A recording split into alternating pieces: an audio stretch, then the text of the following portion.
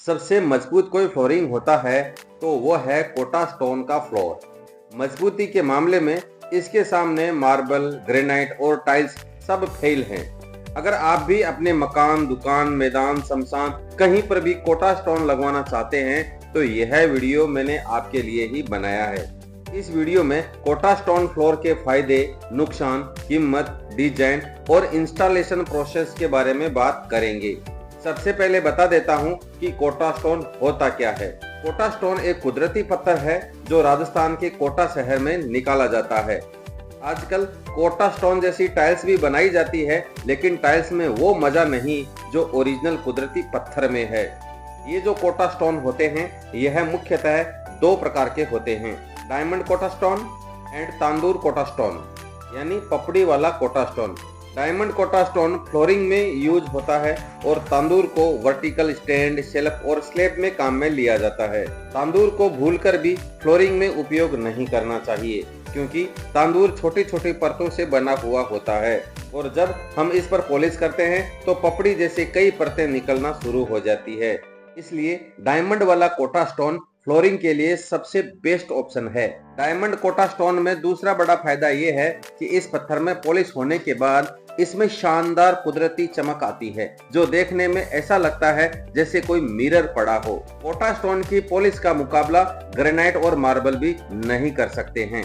Kota stone का तीसरा फायदा ये होता है कि इसकी पॉलिश फीकी नहीं पड़ती, बल्कि जितना इस पर नंगे पांव चलते हैं उतना ही ज्यादा इस पर पॉलिश आती रहती है।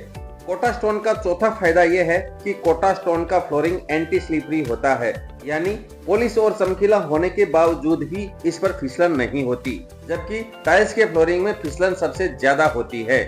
इसका पांचवा फायदा यह है कि कोटा स्टोन की हार्डनेस और डेंसिटी अधिक होने के कारण यह बहुत मजबूत होता है और इसकी थिकनेस भी 1 से 2 इंच के बीच की होती है, जो और किसी भी मार्बल, ग्रेनाइट या टाइल्स में नहीं होती है। इस कोटा स्टोन को डायरेक्ट जमीन पर भी लगाया जा सकता है, यानी अगर आपके यहाँ पर आरसीसी, पीसीसी नहीं है तो आप इसको ब्रिक बेड कोबा करके डायरेक्ट जमीन पर भी बैठा सकते हो। कोटा स्टोन का छठा बेनिफिट ये है कि यह पत्थर सबसे सस्ता होता है। इससे सस्ता और कोई पत्थर मार्केट के अंदर नहीं आता, यानी मार्बल, ग्रेनाइट और टाइल्स भी इससे सस्ते नहीं होते। कोटा स्टोन की प्राइस इसके साइज के अनुसार आंकी जाती है। कोटा स्टोन की जितनी बड़ी साइज होगी उतना ही ज्यादा इसकी कीमत होगी।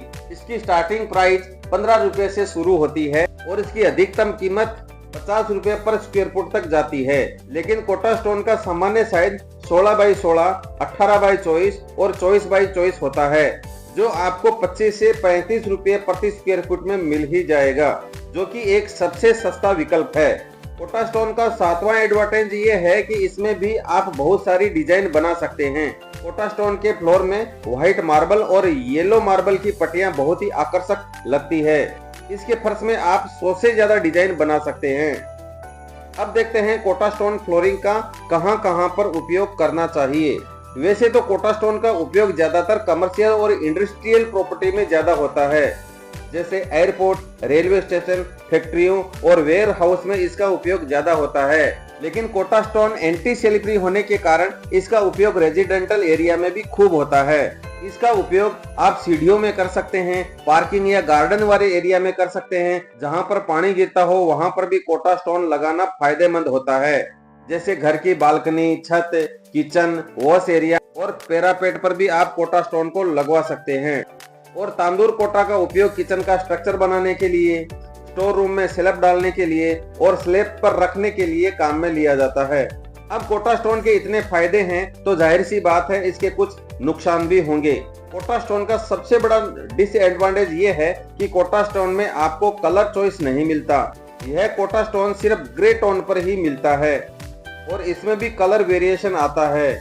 यह कलर वेरिएशन फ्लोरिंग करने से पहले पता नहीं चलता और फ्लोरिंग होने के बाद में बहुत ही खराब दिखाई देता है। इसका एक और डिसएडवांटेज ये है कि इसके जो जॉइंट होते हैं वो बड़े दिखाई देते हैं। साइज छोटी होने के कारण फ्लोरिंग में जॉइंट ज्यादा दिखाई देते हैं, क्योंकि आजकल कोटा स्टोन की कटिंग मशीनों से होती है। मशीन कट कोटा में वो फिनिशिंग नहीं आ पाती जो फिनिशिंग हाथ से गढ़ाई करके, कटिंग करके बैठाया जाता है। आजकल हाथ से कटिंग करके बैठाने वाले मिस्त्री बड़ी मुश्किल से मिलते हैं और मशीनों से कटे हुए कोटा में जॉइंट ज्यादा चौड़े दिखाई देते हैं। कोटा स्टोन का सबसे बड़ा डिसएडवांटेज ये है कि कोटा स्टोन एसिड को बर्दाश्त नहीं कर पाता। जब भी हम इसके ऊपर एसिड से वॉश करते हैं तो इसका जो पॉलिश है वो बहुत जल्दी निकल जाता है। इसलिए कोटा स्टोन के फर्श को कभी भी एसिड से वॉश ना करें और हो सके तो आप शैम्पू या डिटर्जेंट से भी इसको क्लीन ना करें। इसको सादा पानी से ही सफाई करना सबसे अच्छा माना जाता है। अब बात करते हैं कोटा स्टोन को कैसे इंस्टॉल किया जाना चाहिए ताकि आपका जो कोटा स्टोन का फ्लोरिंग है वो सबसे शानदार दिखाई दे। कोटा स्टोन का फ्लोरिंग बैठाने के लिए हमको सीमेंट का घोल का उपयोग करना चाहिए और इसमें कभी भी एडेसिव वगैरह काम में नहीं लेना चाहिए। कोटा स्टोन की थिकनेस एक जैसी नहीं होने के कारण इसको कभी भी बेड बनाकर इंस्टॉल नहीं करना चाहिए। इसको एक एक करके ही सीमेंट के घोल में बैठाना चाहिए। अगर आप कोटा स्टोन के जॉइंट रेगुलर सीमेंट से भरने की बजाय 10X केमिकल से भरते हैं तो इसके परिणाम बहुत ही बेहतर तरीके से आते हैं। यह 10X केमिकल इटली का प्रोडक्ट है और इसकी कीमत है 1700 रुपया पर किलो। यह प्रोडक्ट भले ही महंगा हो लेकिन कोटा स्टोन के जॉइंट अगर हम 10X से भरते हैं तो इसके जॉइंट हमको बहुत ही कम दिखाई देते हैं। 10X भी 2-3 प्रकार के होते हैं। इसमें से कोटा स्टोन का जॉइंट भरने के लिए आपको ट्रांसपेरेंट 10X काम में लेना चाहिए। अब बात करते हैं इसको बैठाने वाले मिस्त्री लोग कितना पैसा लेते हैं। अगर मिस्त्री हाथ से घड़ाई करके फ्लोरिंग करेंगे तो घड़ाई करने का 10 रुपया लेंगे और फिटिंग का 25 रुपया लेंगे, यानी टोटल 35 रुपया प्रति स्क्वायर फुट का इसका मजदूरी का चार्ज होता है।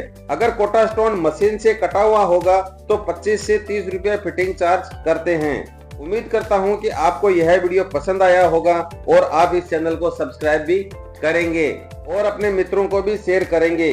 आज के लिए बस इतना ही। मिलते हैं किसी अन्य वीडियो में। तब तक के लिए आप अपना खूब ख्याल रखना।